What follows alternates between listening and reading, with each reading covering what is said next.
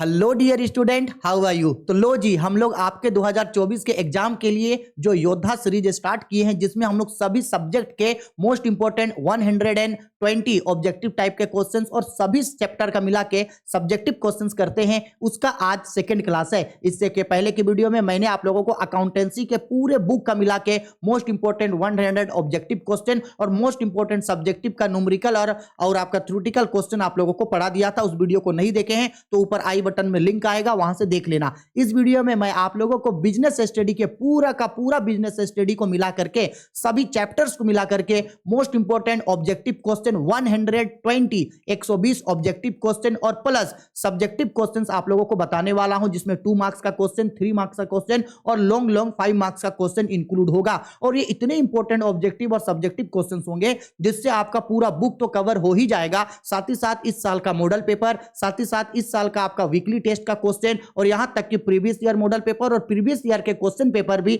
आप लोगों का यहां से मैच कर जाएगा। और काफी सारे क्वेश्चंस यहां से जो है आप लोगों को एग्जाम में जो है वो पूछे जाएंगे। मोस्ट इंपॉर्टेंट ये चीज है, अगर आपने बिजनेस स्टडी में अभी तक कुछ नहीं पढ़ा है या आपने बिजनेस स्टडी में बहुत कुछ पढ़ लिखा है तो भी आप लोगों को ये चीज को देखना है, क्योंकि ये चीज एग्जाम में पूछेगा ही पूछेगा। और ये तो अभी स्टार्टिंग है, इस तरीके का 5 से 6 वीडियोस और आएगा, वीकली टेस्ट होगा, साथ ही साथ आप लोगों का आपका महामैराथन क्लास होगा। बस आप लोगों को मेरे साथ साथ जो है वो पढ़ना है, बाकी सब चीज हम तो करवाएंगे आपको। चलो अब स्टार्ट करते हैं और एक एक करके सारे क्वेश्चन आंसर को हम लोग करते हैं। तो ये हम लोगों का पहला क्वेश्चन है और पहला क्वेश्चन बोल रहा है प्रबंध का सामाजिक उत्तरदायित्व है, the social responsibility of management is. तो एक प्रबंध का सोशल रिस्पॉन्सिबिलिटी जो होता है वो सभी के प्रति होता है, टुवर्ड द ऑल। समाज के लिए भी काम करना पड़ता है उसको, कर्मचारी के लिए भी और सरकार के लिए भी जो है उसको काम करना पड़ता है। ठीक है, क्वेश्चन नंबर 2 पे आते हैं। बोल रहा है प्रबंध होता है, management is. Most important question है, मॉडल पेपर में ये दिया है। तो मैनेजमेंट जो है वो क्या होता है, यानी प्रबंधक जो है वो एक नेता होता है, एक लीडर होता है, क्योंकि एक मैनेजमेंट जो है वो लीडर की तरह दूसरों से काम करवाता भी है और समय आने पे खुद भी काम करता है। ठीक है, क्वेश्चन नंबर 3 पे बोल रहा है व्यवसाय से संबंधित महत्वपूर्ण निर्णय किसके द्वारा लिए जाते हैं। Important decision in the business are made by. तो एक जो बिजनेस है उस बिजनेस में जो इंपॉर्टेंट डिसीजंस होता है वो हमेशा प्रबंधक द्वारा यानी मैनेजमेंट के द्वारा लिया जाता है। और मैनेजमेंट का जो 3 लेवल होता है, top level, middle level, lower level, उच्च स्तर, मध्य स्तर और निम्न स्तर। तो जो उच्च स्तर होता है, टॉप लेवल होता है, उसके द्वारा डिसीजन लिया जाता है। ठीक है, आगे आते हैं क्वेश्चन नंबर 4 पे। बोल रहा है प्रबंध के प्राथमिक कार्य हैं, the primary functions of management are. तो हम सबको पता है मैनेजमेंट का जो है वो 5 इंपॉर्टेंट फंक्शंस होता है, प्लानिंग, ऑर्गेनाइजिंग, स्टाफिंग, डायरेक्टिंग और कंट्रोलिंग। नियोजन, संगठन, नियुक्तिकरण, निर्देशन और नियंत्रण। तो इसका राइट आंसर होगा 5, यानी 5 है हम लोगों का ऑप्शन नंबर डी पे। ठीक है, चलो आगे बोल रहा है मोस्ट इंपोर्टेंट क्वेश्चन है, समन्वय स्थापित किया जाता है, कोऑर्डिनेशन इज एस्टैब्लिश्ड बाय। तो एक ऑर्गेनाइजेशन में, एक संगठन में जो है वो सबको आपस में जोड़े रखना, सबको आपस में बांध के रखना, सभी लोगों को टीम वर्क में बनाए रखने का काम टॉप लेवल ऑफ मैनेजमेंट के द्वारा यानी प्रबंध के उच्च स्तर के द्वारा किया जाता है। उच्च स्तर प्रबंध के द्वारा जो है वो आपका समन्वय का काम किया जाता है, कोऑर्डिनेशन बनाने का काम किया जाता है। ठीक है, नेक्स्ट क्वेश्चन नंबर 6 पे आते हैं। हेनरी फ्योल का जन्म हुआ था, Henri Fayol was born in. तो देखो साफ साफ आप लोगों को बता दे रहे हैं, हेनरी फ्योल जो थे उन्हें जो है वो प्रबंध के सिद्धांतों का पिता यानी the father of the father of principle of management या the father of administrative management के नाम से जाना जाता है। और हेनरी फ्योल का जो जन्म है वो आपका फ्रांस में हुआ था। हेनरी फ्योल का जन्म कहाँ हुआ था, फ्रांस में हुआ था। कब हुआ था, 29 जुलाई 1841 में हुआ था और उनकी मृत्यु हुई थी 19 नवंबर 1925 को। ठीक है, तो हेनरी फ्योल का जन्म कहाँ हुआ था भाई साहब, फ्रांस में हुआ था। कब हुआ था, 29 जुलाई 1841, 29 जुलाई 1841 और उनकी मृत्यु हुई थी 19 नवंबर 1925 को। ठीक, आगे नेक्स्ट क्वेश्चन पे आते हैं। प्रबंध के पिता है, father of scientific management is. तो साइंटिफिक मैनेजमेंट यानी वैज्ञानिक प्रबंध का जो पिता है वो F.W. टेलर को कहा जाता है, यानी फेडरिक विंसलो टेलर। अब फेडरिक विंसलो टेलर जो थे, इनका जन्म जो है वो अमेरिका के फिलाडेल्फिया शहर में हुआ था, यानी अमेरिका में हुआ था। और इनका जन्म 20 मार्च 1856 यानी कि 20 मार्च 1856 को हुआ था। और इनकी मृत्यु 21 मार्च 1915 को हुआ था। और वैज्ञानिक प्रबंध का पिता F.W. टेलर यानी the father of scientific management F.W. Taylor को कहा जाता है। उन्होंने समय अध्ययन, गति अध्ययन और थकान अध्ययन के बारे में रिसर्च किया था। टाइम स्टडी, मोशन स्टडी और फैटिग्यू स्टडी के बारे में उन्होंने रिसर्च किया था। ठीक है, अब नेक्स्ट क्वेश्चन पे आ रहे हैं, भारत में उदारीकरण क्या रही है? Liberalisation policy in India has been. तो इंडिया में लिबरलाइजेशन का पॉलिसी जो है वो बहुत ही ज्यादा सफल रहा था, यानी सक्सेसफुल रहा था। और हाँ, ये जो लिबरलाइजेशन यानी जो उदारीकरण भारत में हुआ था, ये नवीन आर्थिक नीति यानी न्यू इकोनॉमी पॉलिसी 1991 में इसको बनाया गया था। इसमें 3 महत्वपूर्ण काम किए गए थे: उदारीकरण, निजीकरण और वैश्वीकरण, लिबरलाइजेशन, प्राइवेटिलाइजेशन और ग्लोबलाइजेशन। ठीक है, चलो क्वेश्चन नंबर 9 पे आते हैं। नियोजन सोच विचार करने की प्रक्रिया है। Planning is the process of thinking about. तो प्लानिंग हम लोग जब भी करते हैं वो भविष्य के लिए करते हैं, यानी फ्यूचर एक्टिविटी के लिए करते हैं। तो इसका राइट आंसर होगा फ्यूचर। प्लानिंग जो है वो फ्यूचर के बारे में सोचने का काम होता है। नियोजन है, प्लानिंग इज। तो कभी भी एक ऑर्गेनाइजेशन जो हमारा चल रहा है, जो संगठन चल रहा है, उसमें हमको सक्सेस तभी मिल सकता है जब हम प्लानिंग करें। इसलिए प्लानिंग का होना जो है वो नेसेसरी है। एक्चुअल में ऑप्शन में आपको जो है वो होना चाहिए था कंपलसरी। ठीक है, प्लानिंग करना जो है वो कंपलसरी होता है, अनिवार्य है, करना ही करना पड़ेगा। ठीक है, आगे बोल रहा है संगठन प्रक्रिया के कदम है, the steps of organisational process. देखो बच्चा, इसमें जो है ना हम बड़ा इसमें कंफ्यूज होते हैं इस टॉपिक पे। देखो इसलिए कंफ्यूज होते हैं क्योंकि हम इसके ऊपर जो है वो 3-4 बुक पढ़े और हम इसके बारे में जो है वो नेट पे भी रिसर्च किए। अब जब 3-4 बुक हम पढ़े तो अलग अलग बुक में अलग अलग चीज के बारे में बताया है। बुक में डिस्क्राइब किया गया है कि जो संगठन के प्रक्रिया होते हैं यानी जो ऑर्गेनाइजेशन के स्टेप्स होते हैं वो 4 स्टेप्स बताया गया है, जबकि एमसीक्यू में इसका आंसर 6 दिया है। और जब हम इसको नेट में सर्च किए तो इसमें नेट में 8 आंसर दिया। हम बहुत कंफ्यूजन हो गए हैं। तो एक बार आप लोग जो है इसको चेक कर लेना कि प्रबंध के कितने संगठन के कितने प्रक्रिया होते हैं, how many steps of organisation.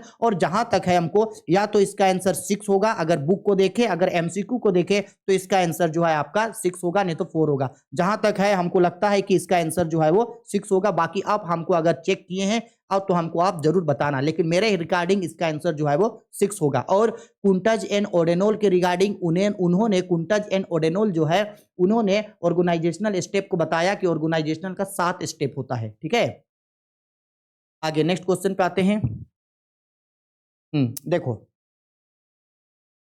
Next question पे देखो हम लोगों को क्वेश्चन नंबर 12 पे क्या बोल रहा है, कार्यों के आधार पर किस संगठन संरचना का निर्माण होता है, on the basis of work which organisational in structure is built. तो देखो एक जो संगठन होता है उसका 2 भाग होता है, एक होता है कार्यात्मक भाग और एक होता है उसका डिविजनल भाग यानी विभागीय। उसी तरीके से हम ये बोल रहे हैं कि जो ऑर्गेनाइजेशनल होता है उसका 2 स्ट्रक्चर होता है, एक होता है फंक्शनल और एक होता है डिविजनल। देखो ये जो फंक्शनल है, कार्यात्मक जो है, इसको कामों के आधार पे बांट देते हैं, और जो प्रोडक्शन है, प्रोडक्शन के बेस पे हम लोग जो है वो डिविजनल ऑर्गेनाइजेशनल को बांटते हैं। तो यहाँ क्वेश्चन में ये बोल रहा है कि कार्यों के आधार पे किसको बांटते हैं, तो कार्यों के आधार पर बांटते हैं फंक्शनल ऑर्गेनाइजेशन, यानी इसका राइट आंसर होगा ऑप्शन नंबर ए। अगर क्वेश्चन में बोलता कि प्रोडक्शन के बेस पे किसको बांटते हैं, उत्पादन के आधार पे किसको बांटते हैं, तो बोलते हैं डिविजनल ऑर्गेनाइजेशन। ठीक है, तो इसका राइट आंसर होगा ए।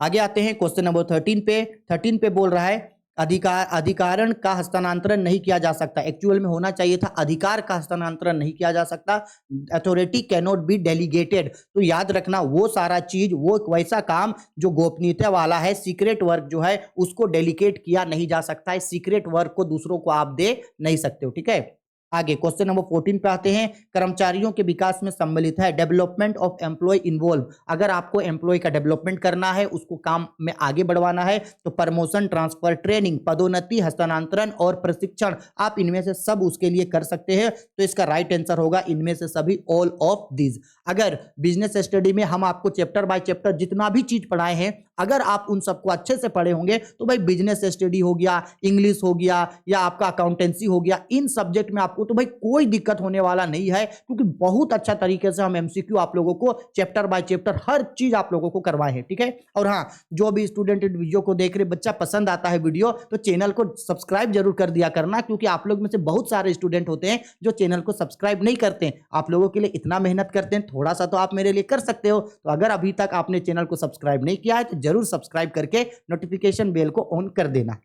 चलो क्वेश्चन नंबर 15 पे आते हैं। संगठन के जीवन में भर्ती होती है recruitment in the life of organisation. तो एक ऑर्गेनाइजेशन में जो भर्ती है वो निरंतर चलते रहता है, कंटिन्यूसली चलते रहता है। जैसे जैसे पोस्ट खाली होते जाता है, जगह खाली होते जाता है, वैसे वैसे नए लोगों को नौकरी पे रखा जाता है। क्वेश्चन नंबर 16, चयन में कितना समय लगता है? How much time involve is selection. तो देखो बेसिकली जब हम लोग कभी भी चयन करते हैं तो उसके लिए जो है वो फिक्स नहीं है कि हमेशा इतना समय लगेगा, 1 घंटा लगेगा, 2 घंटा लगेगा, 3 घंटा, तो वो जो है वो स्थिर नहीं होता है, यानी वो नॉट फिक्स्ड, वो फिक्स जो है वो नहीं होता है। लेकिन हाँ, इतना है कि चयन करने में एक अच्छा खासा लंबा समय लगता है, क्योंकि इसमें बहुत बड़ा प्रोसेस से इसको जो है वो गुजरना पड़ता है। लगभग सिलेक्शन का 10 प्रोसेस होता है, जो हम आपको सब्जेक्टिव क्वेश्चन में पढ़ाए थे।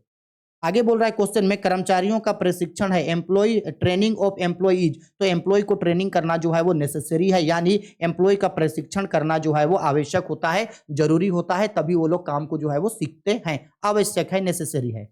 आगे आते क्वेश्चन में, निर्देशन है, डायरेक्टिंग इज। तो भाई किसी भी काम के लिए डायरेक्टिंग करना क्या है आपका? नेसेसरी है, यानी अनिवार्य है। देखो बहुत सारे स्टूडेंट कंफ्यूज होते हैं कि आखिरकार कहाँ कंपलसरी लगाएंगे और कहाँ नेसेसरी।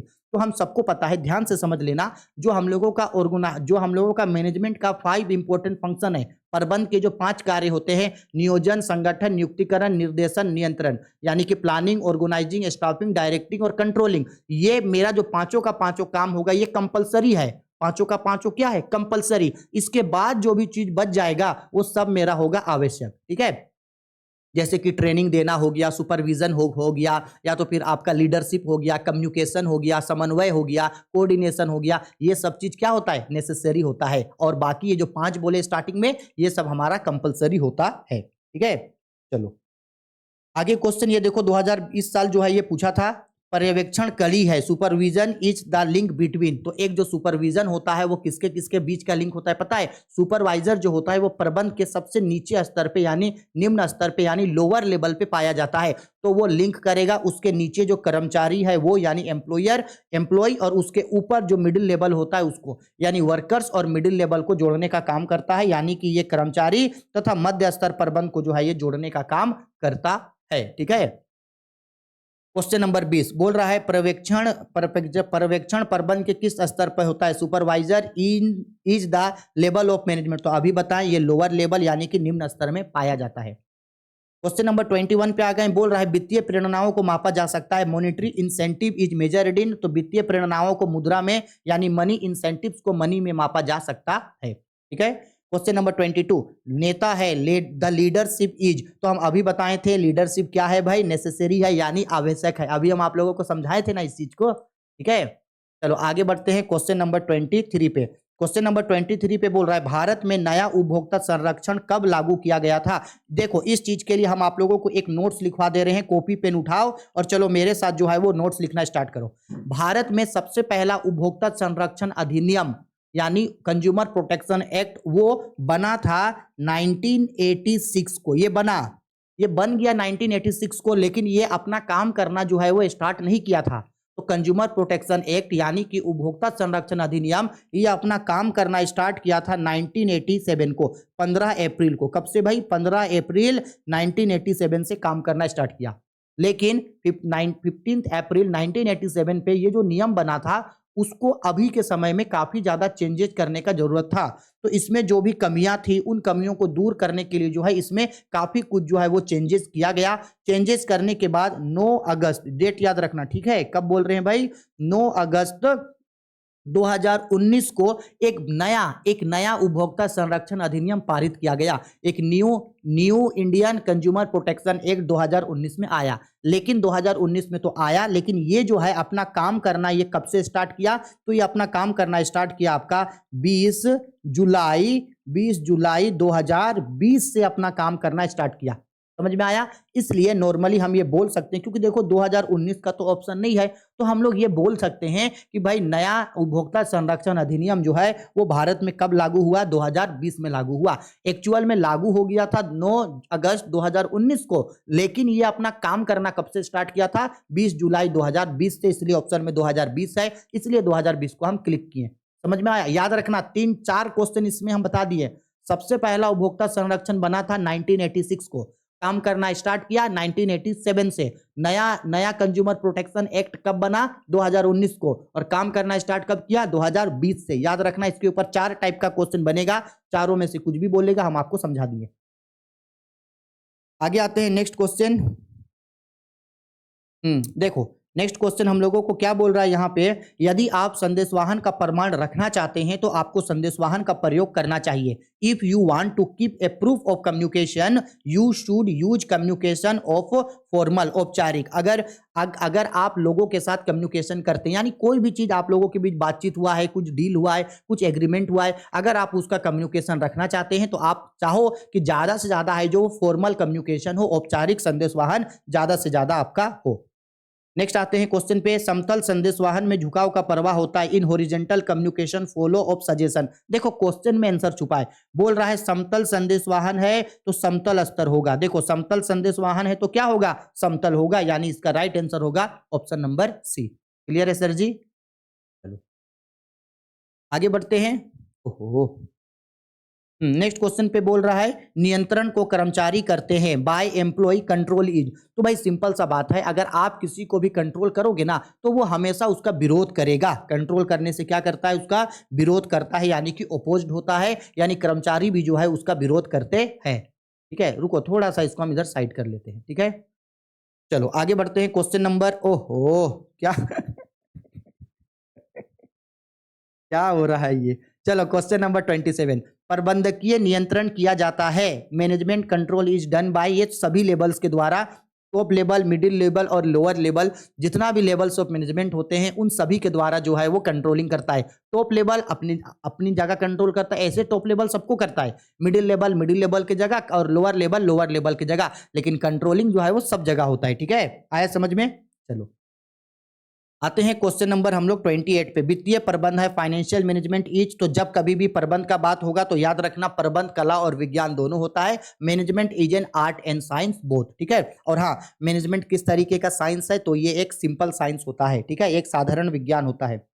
आगे क्वेश्चन पे बोल रहा है 29 पे, पूंजीकरण दीर्घकालीन पूंजी के capitalisation refer to dot dot of long term capital. तो कैपिटल जो होता है, लॉन्ग टर्म कैपिटलाइजेशन का मतलब होता है कि लॉन्ग टर्म के जितने भी कैपिटल है उन सभी को जोड़ दो, उन सभी का योग, उन सभी का टोटल जो है आपका कैपिटलाइजेशन कहलाता है। ठीक है, चलो क्वेश्चन नंबर 30 पे आते हैं। बोल रहा है क्वेश्चन में पूंजी ढांचा दीर्घकालीन पूंजी का capital structure of long term capital is. तो इसका राइट आंसर होगा हम लोगों का ऑप्शन नंबर बी, यानी कि संख्यात्मक। अब देखो ऑप्शन नंबर बी पे जो है ये गलत लिखा है, क्वालिटेटिव, ये गलत लिखा है क्वालिटेटिव। ठीक है, यहाँ पे जो है हम लोगों का होना चाहिए क्वांटिटेटिव, यहाँ पे हम लोगों का क्या होना चाहिए था? ये गलत लिखा है। ठीक है, ये होगा क्वांटिटेटिव, क्वांटिटेटिव। ठीक है, क्वांटिटेटिव, ये हिंदी में सही लिखा है लेकिन इंग्लिश में गलत लिखा है। ठीक है, तो इसका राइट आंसर होगा हम लोगों का क्या भाई? क्वांटिटेटिव होगा। ठीक है, क्योंकि भाई कैपिटल का मतलब है पैसा, पैसा तो संख्या में होगा। ठीक है, आगे बढ़ते हैं क्वेश्चन नंबर 13 पे।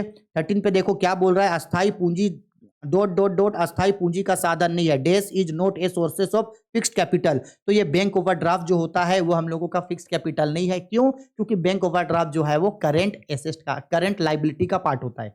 ठीक है, आगे question number 32, most important question, मुद्रा बाजार व्यवहार करता है मनी मार्केट डील्स इन। तो मनी मार्केट जो है वो शॉर्ट टर्म फंड्स का डील करता है, और इंडिया में मनी मार्केट को कंट्रोल करने का काम आरबीआई करता है। ठीक है, चलो सेबी का मुख्यालय कहाँ है? ये तो हम क्वेश्चन आप लोगों से पूछे थे पहले भी, तो हम सबको पता है सेबी का हेडक्वार्टर कहाँ है। तो सेबी का हेडक्वार्टर मुंबई में है। ठीक है, चलो आगे क्वेश्चन नंबर 34 पे बोल रहा है विपणन में माध्यम उत्पाद का डॉट डॉट डॉट शामिल है, marketing involves dot dot activity regarding goods. तो मार्केटिंग में जो है ये सब चीज आता है, गुड्स को आप सेल कर सकते हो, गुड्स का एडवर्टाइजमेंट कर सकते हो, उसका सेल्स प्रमोशन कर सकते हो, सामानों को बेच सकते हो, विज्ञापन कर सकते हो, विक्रय संवर्धन कर सकते हो, सब कर सकते हो। तो इसका राइट आंसर होगा ऑप्शन नंबर डी, इनमें से सभी एक विपणन के अंदर ये सारे कामों को किया जाता है।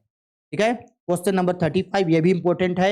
जिला मंच होना चाहिए, ठीक है। जिला मंच विवादों का निपटारा कर सकता है। District forum can settle dispute. तो हम आप लोगों को कंज्यूमर प्रोटेक्शन एक्ट में एकदम डिटेल में समझाए थे कि कोई भी जो उपभोक्ता होता है उन उपभोक्ताओं की शिकायतों को सुनने के लिए जो है वो 3 मंच यानी 3 सेटलमेंट कंज्यूमर कोर्ट को बनाया गया है। सबसे नीचे होता है हम लोगों का आपका जिला आयोग, जिसको बोलते हैं हम लोग डिस्ट्रिक्ट कमीशन। डिस्ट्रिक्ट कमीशन जो है वो 1 करोड़ तक के विवादों को सुनता है। उसके बाद आता है हम लोगों का स्टेट कमीशन यानी कि राज्य आयोग। राज्य आयोग 1 करोड़ से लेकर के 10 करोड़ तक के विवादों को सुनता है। और राज्य आयोग से ऊपर आता है हम लोगों का राष्ट्रीय आयोग यानी कि नेशनल कमीशन। अब ये नेशनल कमीशन जो है वो 10 करोड़ से अधिक के विवादों को सुनता है। तो अब हमको क्वेश्चन में ये बोल रहा है कि जो डिस्ट्रिक्ट कमीशन जो होता है यानी जो नीचे लेवल पे होता है वो कितने तक के विवादों को सुनता है, तो वो 1 करोड़ तक के विवादों को सुनता है यानी 1 करोड़ से कम।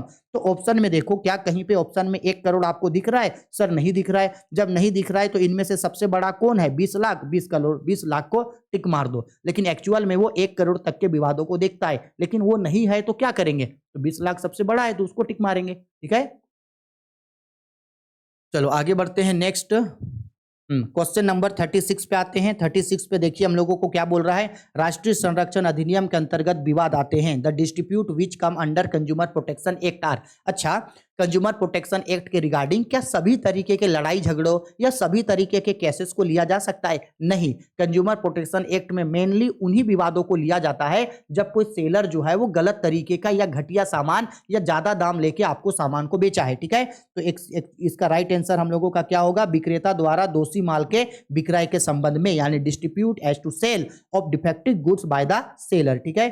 चलो आगे आते हैं। विवाद निवारण एजेंसियां हैं, consumer dispute settle agencies are. तो हम आप लोगों को अभी समझाएं तीनों टाइप का होता है। तो इसका राइट आंसर होगा option number D, district commission यानी जिला आयोग, स्टेट कमीशन यानी कि राज्य आयोग, और राष्ट्रीय कमीशन यानी कि राष्ट्रीय आयोग नेशनल कमीशन। ये सब तरीके का होता है, ठीक है सर जी।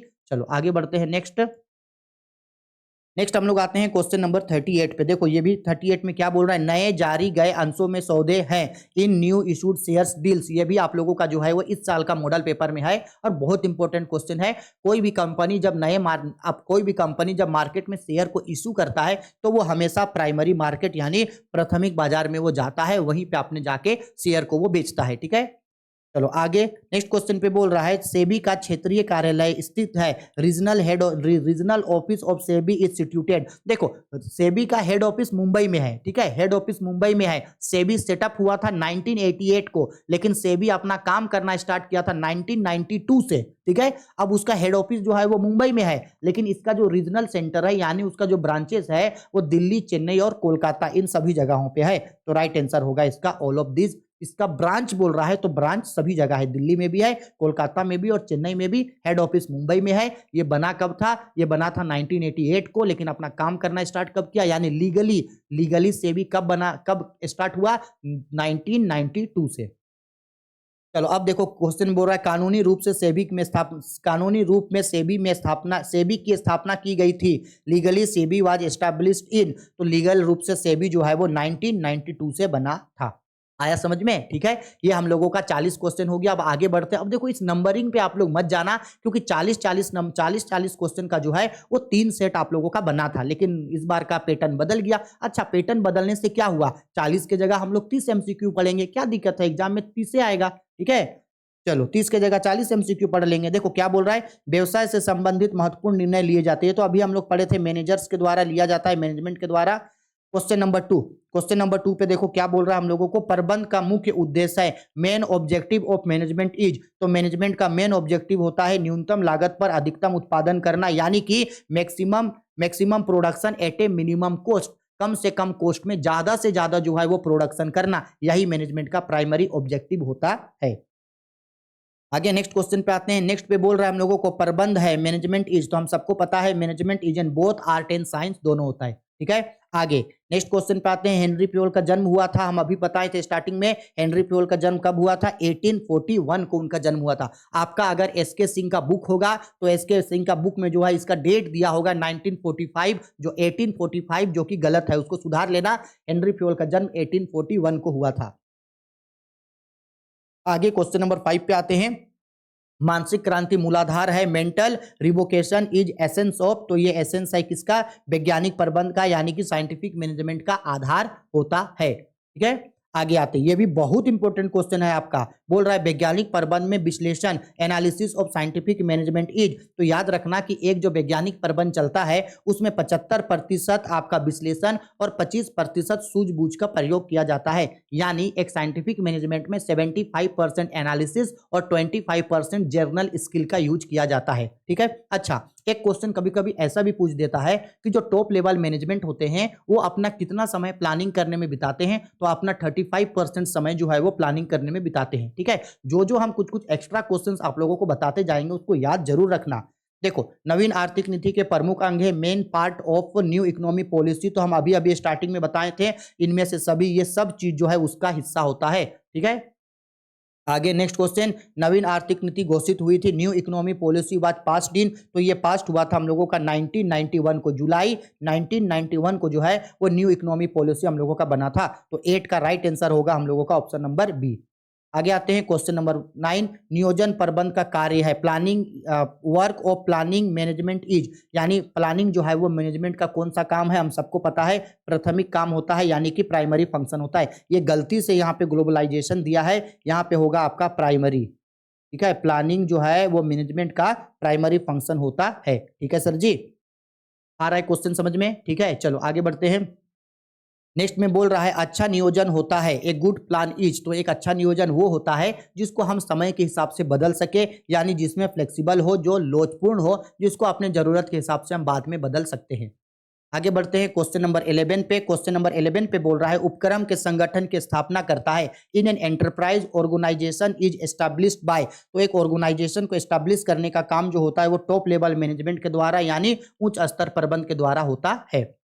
आगे आते हैं क्वेश्चन पे, नेक्स्ट क्वेश्चन पे बोल रहा है यहाँ पे क्वेश्चन में संगठन संरचना के कितने प्ररूप होते हैं, how many types of organisational structure, तो ये बेसिकली 2 टाइप का होता है जो अभी अभी हम लोग स्टार्टिंग में पढ़े थे।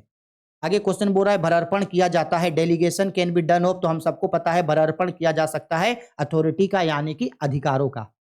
नेक्स्ट क्वेश्चन पे आते हैं, बोल रहा है कि नियुक्तिकरण पर व्यय किया गया धन है, money spent on staffing is, तो एक स्टाफिंग करने में, कर्मचारियों को नियुक्ति करने में जो भी पैसा खर्चा किया जाता है वो विनियोजन, यानी कि इन्वेस्टमेंट कहलाता है। आगे बोल रहा है क्वेश्चन में भर्ती के कितने स्रोत होते हैं, भर्ती के कितने स्रोत होते हैं, तो हम सबको पता है भर्ती के how many sources of recruitment, तो भर्ती के जो है बेसिकली आपका 2 स्रोत होते हैं, एक आंतरिक और एक बाह्य, यानी कि एक इंटरनल रिसोर्सेस और एक एक्सटर्नल सोर्सेस। ठीक है, तो 2 सोर्सेस जो है वो भर्ती का होता है। आगे बोल रहा है बाह्य स्रोत का क्षेत्र है the area of external sources, तो एक्सटर्नल सोर्स का एरिया बहुत ज्यादा बड़ा है, बहुत ज्यादा व्यापक होता है, बहुत ज्यादा वाइड होता है। ठीक है सर जी, आगे नेक्स्ट क्वेश्चन पे बोल रहा है चयन कौन सी प्रक्रिया है, विच प्रोसेस ऑफ सिलेक्शन, तो सिलेक्शन एक कंटिन्यूअस प्रोसेस है, यानी ये एक सतत प्रक्रिया है, एक कंटिन्यूअस प्रोसेस है, हमेशा जो है ये आपका चलता रहता है। आगे बढ़ते हैं नेक्स्ट क्वेश्चन नंबर 18 पे, प्रशिक्षण की विधियां है, मेथड्स ऑफ ट्रेनिंग आर, तो इनमें से सभी तरीके का जो है वो ट्रेनिंग मेथड्स होता है, job orientated training, job training, on the job training, apprentice training, कार्य बदली प्रशिक्षण, कार्य पर प्रशिक्षण, प्रशिक्षुता प्रशिक्षण, सभी जो है वो प्रशिक्षण होता है। आगे आते हैं नेक्स्ट पे, बोल रहा है क्वेश्चन में कर्मचारियों के विकास में सम्मिलित है, डेवलपमेंट ऑफ एम्प्लॉय इन्वॉल्व, तो इनमें से सभी, अगर आप इनमें से कोई भी काम करते हो तो उससे एम्प्लॉय का जो है वो डेवलपमेंट होगा, फिर चाहे आप उनका प्रमोशन कर रहे हो, ट्रांसफर कर रहे हो, या उनको ट्रेनिंग दे रहे हो, या तो पदोन्नति कर रहे हो, हस्तांतरण कर रहे हो, या प्रशिक्षण दे रहे हो, उससे जो है उनका डेवलपमेंट होगा। क्वेश्चन नंबर 20 पे आते हैं, बोल रहा है निर्देशन है, main element of direction are, तो डायरेक्शन का जो है वो 4 प्रमुख तत्व होते हैं, 4 प्रमुख अंग होते हैं, कौन कौन, तो डायरेक्टिंग के अंदर में आता है आप लोगों का लीडरशिप आता है, कम्युनिकेशन आता है, आपका सुपरविजन आता है, और आपका रुको लीडरशिप आता है, मोटिवेशन आता है, कम्युनिकेशन आता है, और सुपरविजन, यानी कि नेतृत्व आता है, नेतृत्व के बाद आपका अभिप्रेरण आता है, इसके बाद संप्रेषण आता है, इसके बाद जो है आपका पर्यवेक्षण आता है। ठीक है, 4 चीज आता है। आगे आते हैं क्वेश्चन नंबर 21 पे। बोल रहा है अभिप्रेरित कर्मचारियों की प्रोत्साहित किया जाता है। Motivated employee are rewarded by धनात्मक यानी पॉजिटिव। क्योंकि देखो जो एम्प्लॉय बहुत ज्यादा मोटिवेट है इसका मतलब है कि बहुत अच्छा काम कर रहा है संगठन के लिए, ऑर्गेनाइजेशन के लिए, तो उन लोगों को कंपनी जो है वो पॉजिटिवली लेता है ताकि और ज्यादा लोग जो है वो अच्छे तरीके से काम कर सके। ठीक है, आगे आगे क्वेश्चन पे बोल रहा है अवित्तीय प्रेरणा का आकलन किया जाता है। Measurement of non monetary incentive is, तो नॉन मॉनेटरी है तो वो नॉन मॉनेटरी द्वारा उसको मेजर किया जाएगा। ठीक है, आगे नेता अधीनस्थों से काम लेता है। Most important question, the leader takes work from the subordinates, तो एक जो नेता होता है वो लीडर से किस तरीके का काम लेता है, तो अपने चातुर्य से यानी अपने टैक्टिस से जो है उन लोगों से काम करता है। ये नहीं कि डंडा से मार के लेगा या धमका के लेगा कि अबे करना पड़ेगा काम, नहीं करना पड़ेगा तो पीटेंगे तुमको, ऐसा नहीं। ठीक है, यानी वो जो है आपको चातुर्य से जो है वो अपना यानी अपना टैक्टिस से जो है वो लोगों से काम करवाता है। नेक्स्ट क्वेश्चन पे आते हैं। नेक्स्ट क्वेश्चन पे बोल रहा है प्रभावी संदेशवाहन में भाषा का उपयोग नहीं होना चाहिए। In effective communication language should not be use, तो किस तरीके का भाषा का प्रयोग नहीं किया जाना चाहिए, तो अस्पष्ट भाषा यानी एम्बिगियस वर्ड्स का जो है इस तरीके का लैंग्वेज का जो है वो यूज किया जाना नहीं चाहिए। नेक्स्ट बढ़ते हैं क्वेश्चन नंबर 25 की ओर। 25 में देखो क्या बोल रहा है, नियंत्रण प्रबंध का डॉट डॉट डॉट पहलू है। Controlling is the dot dot aspect of management, तो कंट्रोलिंग जो है वो रियल में किया जाना चाहिए यानी कंट्रोलिंग प्रैक्टिकली किया जाना चाहिए, व्यवहारिकता में लाना चाहिए यानी प्रैक्टिकली उसको किया जाना चाहिए। इसके बाद बोल रहा है ये भी इस साल का मॉडल पेपर में है, वित्त का सबसे सस्ता स्रोत है, the cheapest source of finance is, तो सबसे चीपेस्ट सोर्स होता है आपका रिटर्न अर्निंग यानी कि प्रतिधारित आय। नेक्स्ट बढ़ते हैं क्वेश्चन नंबर 27 पे।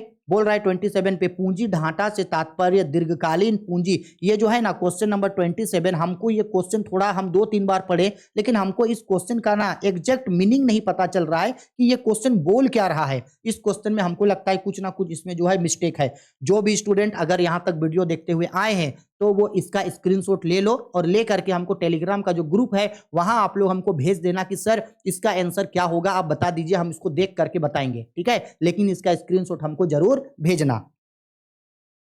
आगे चलो क्वेश्चन पे बढ़ते हैं। क्वेश्चन पे बोल रहा है आगे आपका संयुक्त पूंजी वाली कंपनी के लिए लाभांश देना है। For joint stock company payment of dividend is compulsory, अनिवार्य। देखो कहीं कहीं बुक में इसका आंसर जो है आपको ऑप्शनल मिलेगा यानी सॉरी वॉलेंटरी मिलेगा, ऐच्छिक। हमको बताओ ना ज्वाइंट स्टॉक कंपनी का मतलब क्या होता है। ज्वाइंट स्टॉक कंपनी का मतलब होता है एक ऐसा कंपनी जहां अगर हम उस कंपनी का मालिक हैं तो मेरा तो कैपिटल लगा ही लगा है, साथ ही साथ दूसरे लोगों का भी शेयर या डिवेंचर के रूप में पैसा लगाए, शेयर के रूप में पैसा लगाए। तो अगर हमको प्रॉफिट होता है तो क्या हम शेयर होल्डर को डिविडेंड नहीं देंगे? देंगे सर जी, बिल्कुल देंगे कि उसको अपना मन से छोड़ देंगे।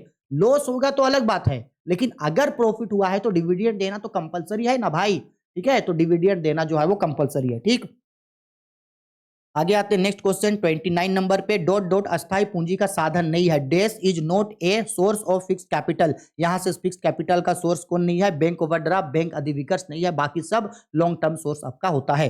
ठीक है, question number 30 most important question. भारतीय प्रतिभूति एवं विनिमय बोर्ड की स्थापना डॉट डॉट में हुई थी यानी द सेबी वाज सेटअप। देखो सेबी वाज सेटअप बोल रहा है तो सेबी सेटअप हो गया था 1988 को, लेकिन वो लीगली रूप से स्टैब्लिश हुआ या लीगली रूप से अपना काम करना स्टार्ट किया था 1992 से। जो बात हम क्वेश्चन में समझाते हैं उसको ध्यान से जरूर सुना करना, कभी कभी डेट्स में थोड़ा सा कंफ्यूजन हो जाओगे।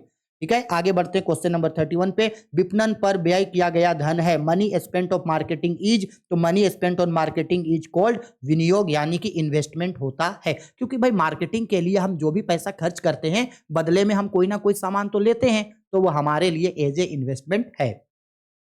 नेक्स्ट क्वेश्चन पे बोल रहा है विज्ञापन है, एडवर्टाइजमेंट इज, ये भी विज्ञापन पे यानी एडवर्टीजमेंट पे जो भी पैसा खर्च करते हैं वो विनियोग यानी एक तरीके का इन्वेस्टमेंट है। जैसे सपोज कर लो कि अभी अगर हम कोई प्रोडक्ट बनाए हैं, अब हम उस प्रोडक्ट का जो है वो मार्केट में प्रचार करेंगे, हीरो हीरोइन कोई सेलिब्रिटी को रख लेंगे और उससे प्रचार करेंगे, तो विज्ञापन के लिए यानी एडवर्टीजमेंट के लिए पैसा खर्च करेंगे। और जरूरी भी है ना, क्योंकि एडवर्टाइजमेंट करेंगे तो ज्यादा लोग उस प्रोडक्ट के बारे में जानेगा और उसको खरीदेगा, तो इसलिए एडवर्टीजमेंट के लिए जो भी पैसा हम खर्च किए हैं वो मेरे लिए क्या होगा? इन्वेस्टमेंट होगा। आया समझ में सर जी? चलो आगे बोल रहा है विपणन का जन्म स्थान है। The birth place of marketing management is, तो मार्केटिंग का बर्थ प्लेस जो है वो अमेरिका में है। ठीक है, इन्होंने ही कहा था कि इन्होंने ही कहा था कि ये प्रबंध एक पेशा है। ठीक है, अमेरिकन प्रबंध एसोसिएशन। क्वेश्चन नंबर 34 पे आते हैं। बोल रहा है विपणन मिश्रण में सम्मिलित नहीं होता है, marketing mix does not include. इसमें उपभोक्ता संरक्षण यानी कंज्यूमर प्रोटेक्शन जो है इसमें नहीं आता है। बाकी प्रोडक्शन, बाकी प्राइस हो गया, प्रोडक्शन हो गया, प्रमोशन हो गया, ये सब जो है इसमें आता है। आगे, भारत में उपभोक्ता संरक्षण अधिनियम प्रभावी हुआ, consumer protection act enacted from. तो देखो इनेक्टेड फ्रॉम, देखो हम फिर से समझा रहे हैं, ये कंज्यूमर प्रोटेक्शन एक्ट जो है ये लागू भले ही हो गया था 1986 को, लेकिन लागू कब हुआ हमको ये नहीं पूछ रहा है, बोल रहा है ये अपना काम करना कब स्टार्ट किया, तो 15 अप्रैल 1987 से स्टार्ट किया था। समझ में आया? तो राइट आंसर होगा 15 अप्रैल 1970। देखो ना, उपभोक्ता संरक्षण अधिनियम प्रभावी हुआ, कब से काम करना स्टार्ट किया, तो 15 अप्रैल 1987 से। याद रखना, सेटअप कब हुआ ये नहीं बोला, ठीक है। आगे, उपभोक्ता संरक्षण अधिनियम कब पारित हुआ, देखो ये है वो question. Consumer protection was a consumer protection act was passed, तो ये पास्ड हुआ था 1986 को। क्लियर है? मेरा बात को थोड़ा भेजा में डाल के रखो जो हम समझा रहे हैं, ठीक है। चलो आगे आते हैं क्वेश्चन पे। नेक्स्ट क्वेश्चन पे बोल रहा है हेनरी फ्योल के प्रबंध के सिद्धांत हैं। Henri Fayol's principles of management are, तो हेनरी फ्योल ने प्रबंध के कितने सिद्धांतों को बताया था? 14। अब जो भी स्टूडेंट यहां तक मेरा वीडियो को देखते हुए आए हैं वो हमको वीडियो के कमेंट बॉक्स पे कमेंट करके बताओगे कि हेनरी फ्योल ने प्रबंध के जो 14 सिद्धांत बताए थे वो 14 सिद्धांत कौन कौन थे, उन सबका नाम। क्योंकि हमको लगता है, हो सकता है आपको इस साल के एग्जाम में पूछ दे कि हेनरी फ्योल द्वारा प्रतिपादित प्रबंध के 14 सिद्धांतों को बताएं, तो आपका कौन कौन सा 14 प्रिंसिपल्स है आप हमको वीडियो के कमेंट बॉक्स पे कमेंट करके बताओगे। चलो आगे आते हैं क्वेश्चन पे 38 नंबर पे। स्टंप पर खर्च किया गया पैसा है मनी स्टंप, ये गलती से हो गया, स्टाफिंग होगा। स्टाफिंग के लिए जो भी पैसा खर्च होता है वो विनियोग होता है, यानी कि निवेश, इन्वेस्टमेंट होता है। आगे बोल रहा है हमारी दुनिया में सबसे महत्वपूर्ण स्टॉक एक्सचेंज एवं डॉट में स्थापित किया गया था। बोला गया the foremost stock exchange in the world was established in पूरा वर्ल्ड में सबसे पहला स्टॉक एक्सचेंज जो है वो आपका लंदन में हुआ था। हाँ, इंडिया में सबसे पहला स्टॉक एक्सचेंज दिल्ली में बना था, लेकिन भाई इंडिया का थोड़ी बोल रहा है, ये तो बोल रहा है दुनिया में, विश्व में तो सबसे पहला स्टॉक एक्सचेंज लंदन में बना था, ठीक है। आते हैं नेक्स्ट क्वेश्चन। पारंपरिक प्रबंध में श्रमिकों की मजदूरी दी जाती थी, wages to workers in traditional management are, तो पहले समय में उन लोगों को, वर्कर्स को जो है वो मजदूरी कम दिया जाता था, लेकिन अभी वैज्ञानिक प्रबंध आने के बाद उन्हें मजदूरी ज्यादा दी जाती है। तो भाई 40-40 का 2 सेट यानी कि 80 क्वेश्चन एमसीक्यू में हम लोग पढ़ लिए। अब और 40 का सेट पढ़ेंगे, इसके बाद जो है हम लोग इसका सब्जेक्टिव टाइप के क्वेश्चन पे एंटर करेंगे, ठीक है। चलो एक बार देखने तो दिख तो रहा है ना। चलो देखो क्वेश्चन नंबर, ओहो बार बार कुछ ना कुछ हो जा रहा है। ठीक है, देखो क्वेश्चन नंबर 1 पे हम लोगों को क्या बोल रहा है यहाँ पे, प्रबंध है, मैनेजमेंट इज, तो हम सबको पता है प्रबंध अर्थ और कला, कला और विज्ञान दोनों होता है, ठीक है। जो जो इजी क्वेश्चन होगा वो जल्दी जल्दी करेंगे, ठीक है ना। बोल रहा है क्वेश्चन में प्रबंध का सामाजिक उत्तरदायित्व है, सोशल रिस्पॉन्सिबिलिटी, आगे स्टार्टिंग में पढ़े थे, सबके लिए होता है, तो राइट आंसर होगा इसका ए। आगे नेक्स्ट क्वेश्चन पे बोल रहा है यहाँ पे प्रबंध एक पेशा है, management is a profession, this statement is, हम अभी समझाएं, मैनेजमेंट एक पेशा है, प्रबंध एक पेशा है, management is an profession, profession पैसा, पैसा पैसा करती है, पैसे पे तू मरती है, और पैसा पैसा हमेशा करता है अमेरिका, अमेरिका पैसा पैसा करता है अमेरिका, ठीक है। तो अमेरिकन मैनेजमेंट एसोसिएशन ने ये बोला था कि मैनेजमेंट जो है वो एक पेशा है, ठीक है सर जी। आगे देखो नेक्स्ट क्वेश्चन पे आते हैं। नेक्स्ट क्वेश्चन पे हम लोगों को बोल रहा है प्रबंध की प्रकृति है, the nature of management is, तो प्रबंध की प्रकृति जो है वो दोनों होती है, जन्मजात भी होती है और स्वयं अर्जित भी होती है, ठीक है। आगे क्वेश्चन नंबर 5 पे, और ये जो क्वेश्चन नंबर 4 है वो इस साल के एग्जाम में आप लोगों को पूछा था। क्वेश्चन नंबर 5 पे आ रहा है समन्वय स्थापित किया जाता है, कोऑर्डिनेशन इज एस्टैब्लिश्ड बाय, तो उच्च स्तर के प्रबंध के द्वारा यानी कि टॉप लेवल ऑफ मैनेजमेंट के द्वारा कोऑर्डिनेशन एस्टैब्लिश किया जाता है। आगे समन्वय है, कोऑर्डिनेशन इज, कोऑर्डिनेशन होना क्या है भाई, बिल्कुल नेसेसरी है, आवश्यक है, कोऑर्डिनेशन चाहिए, अगर कोऑर्डिनेशन नहीं होगा तो कभी भी ऑर्गेनाइजेशन यानी संगठन अच्छा से नहीं चलेगा, समन्वय का होना जरूरी है। क्वेश्चन नंबर 7 पे आते हैं, समन्वय स्थापित किया जाता है, coordination is established between group, between department, between management और वर्क, तो भाई सबके साथ, समूहों में, विभागों में, प्रबंध और कर्मचारियों में, सब में, तो इसका राइट आंसर होगा ऑल ऑफ दिस, सब में जो है ये किया जाता है। चलो आगे क्वेश्चन पे आते हैं, प्रबंध के कितने स्तर होते हैं, हम सबको पता है प्रबंध के 3 स्तर होते हैं। आगे मानसिक क्रांति मूलाधार है, मेंटल रिवोल्यूशन एंश्योर्स, तो ये मानसिक क्रांति वैज्ञानिक प्रबंध पे मूल आधार होता है, मेंटल रिवोकेशंस एंश्योर्स साइंटिफिक मैनेजमेंट।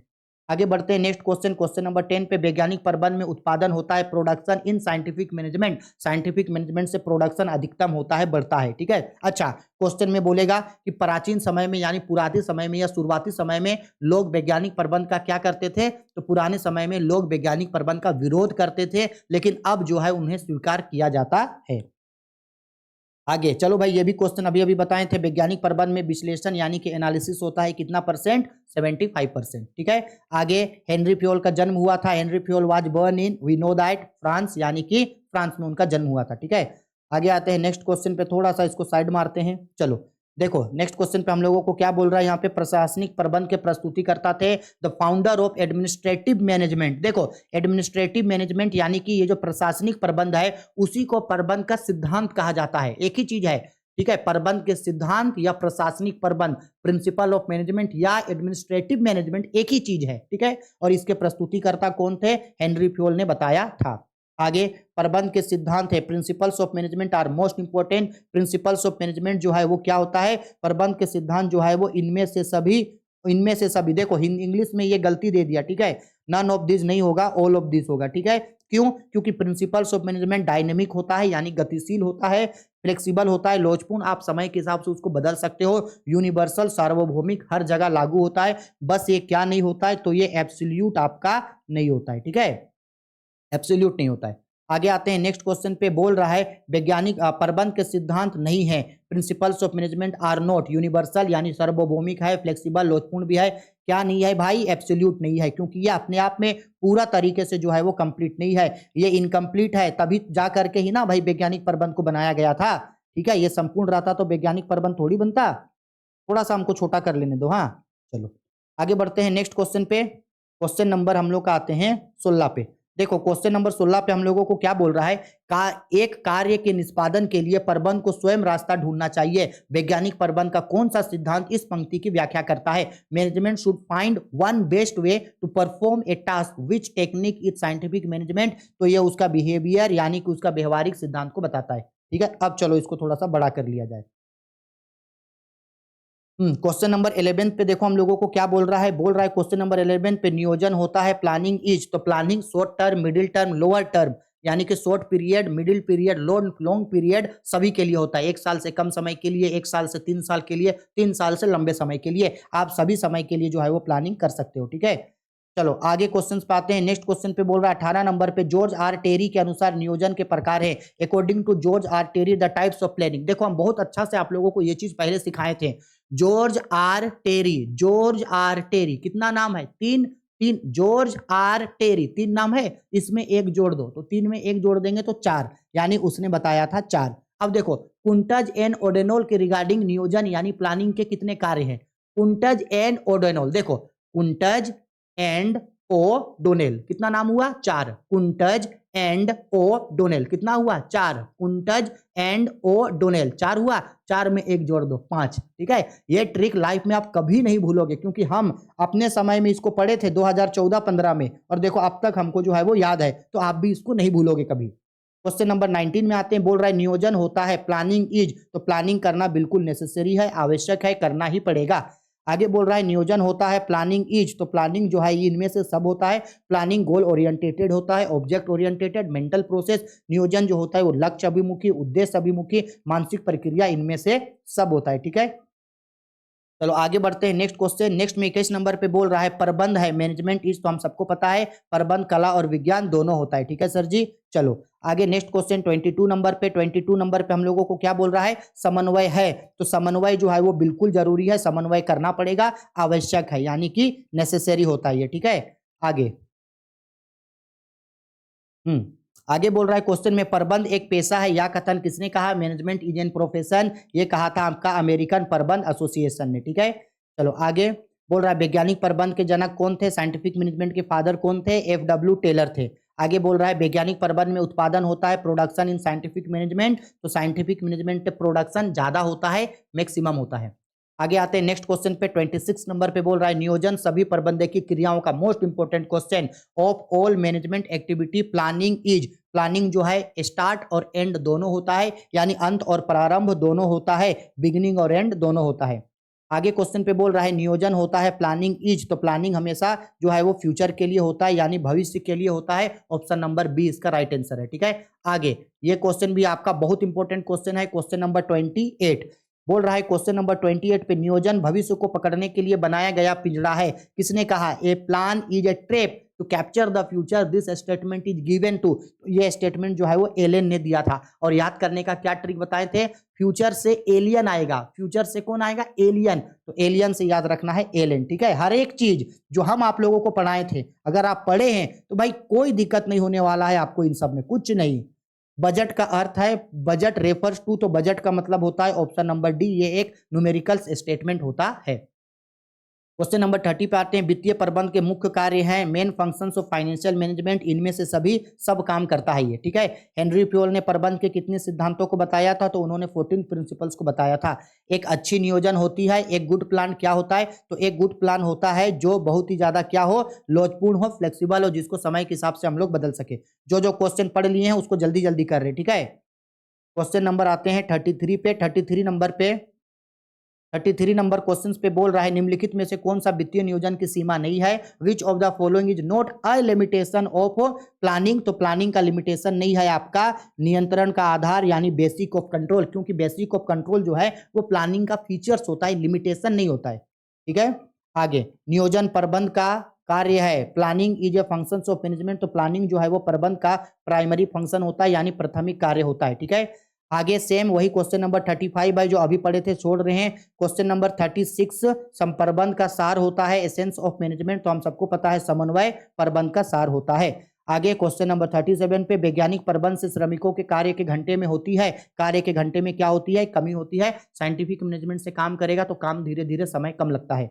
आगे क्वेश्चन नंबर 38, हेनरी फ्योल का जन्म हुआ था, तो हम सबको पता है हेनरी फ्योल का जन्म जो है वो फ्रांस में हुआ था। 29 नंबर में, प्रशासनिक प्रबंध के प्रस्तुतिकर्ता कौन थे? हेनरी फ्योल, जिन्होंने एडमिनिस्ट्रेटिव मैनेजमेंट को बताया था। ठीक है, आगे प्रबंधकीय कर्मचारियों को सर्वाधिक प्रेरणा देने वाला कार्य, maximum incentive to given section functions of the employee, तो ये काम हम लोगों का मोटिवेशन होता है, अभिप्रेरण। ठीक है, देखो जो क्वेश्चन हम लोग स्टार्टिंग में पढ़ लिए थे उसको हम लोग जल्दी जल्दी खत्म किए।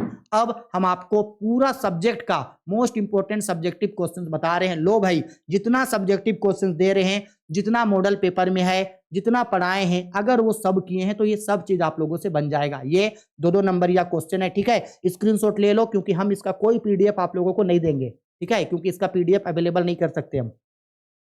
हो गया आपका, स्क्रीनशॉट ले लो, इसका हो गया। अब ये देखो आपका लॉन्ग टाइप वाला क्वेश्चन है, हर एक क्वेश्चन हम आप लोगों को पढ़ाए हैं। ठीक है, हो गया। ठीक है, चलो आगे और है, ये हम लोगों का वेरी लॉन्ग टाइप का क्वेश्चन हुआ। हो गया, चलो आगे और 3 सेट देंगे ये आपका, फिर कुछ कुछ शॉर्ट टाइप का क्वेश्चन, वो 2-2 नंबर वाला क्वेश्चन का आंसर, सॉरी 2-2 नंबर वाला आंसर, 2-2 मार्क्स वाला। हो गया, चलो आगे और है। हो गया, ये आपका 3 मार्क्स वाला क्वेश्चन।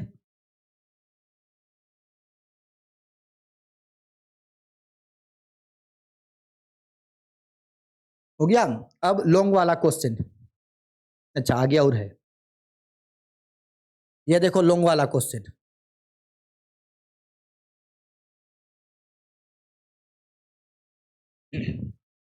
हो गया, एक और सेट है, एक और सेट है, ये देखो वेरी शॉर्ट टाइप का क्वेश्चन, 2-2 नंबर के लिए। हो गया, ये आपका 3-3 नंबर का क्वेश्चन आंसर। हो गया, अब आपका ये 5-5 नंबर का क्वेश्चन आंसर। हो गया, एक और है, होगा नीचे, नहीं है। चलो, इतना क्वेश्चंस आप लोगों को करना है, एक एक ऑब्जेक्टिव बता दिए। अभी बहुत समय है आपके पास, कम से कम इन सब्जेक्टिव क्वेश्चंस को एक बार देख लो। देखो रट्टा मत मारना, याद नहीं होगा मत याद करना, लेकिन कम से कम इन सबको पढ़ लेना। इसमें से मैक्सिमम 90% क्वेश्चन जो है हम आप लोगों को पढ़ा चुके हैं। ठीक है, बस 10% क्वेश्चन अगर कुछ एक्स्ट्रा दिख गया तो दिख गया, नहीं तो 90% क्वेश्चन हम जो है आप लोगों को पहले ही पढ़ा करके रख दिए। ठीक है, चलो जी, बिजनेस स्टडी में भी हम आप लोगों का योद्धा सीरीज जो है वो खत्म कर दिए और टोटल जो है हम लोग का अकाउंटेंसी और बिजनेस स्टडी को कंप्लीट कर दिए। इसके बाद महा मैराथन क्लासेस आएगा और बाकी सब्जेक्ट का भी इसी तरीके से हम आप लोगों को मोस्ट इंपोर्टेंट क्वेश्चन या previous year model paper, PY, कुछ हम वो सब एग्जाम से पहले आप लोगों को अवेलेबल करवा देंगे। ठीक है, चलो वीडियो पसंद आई है तो लाइक करो, शेयर करो, कमेंट करो। कोई भी दिक्कत, डाउट, परेशानी है तो वीडियो के कमेंट बॉक्स पे कमेंट करके हमको जरूर बताना। ठीक है, चलो बाय, टेक केयर।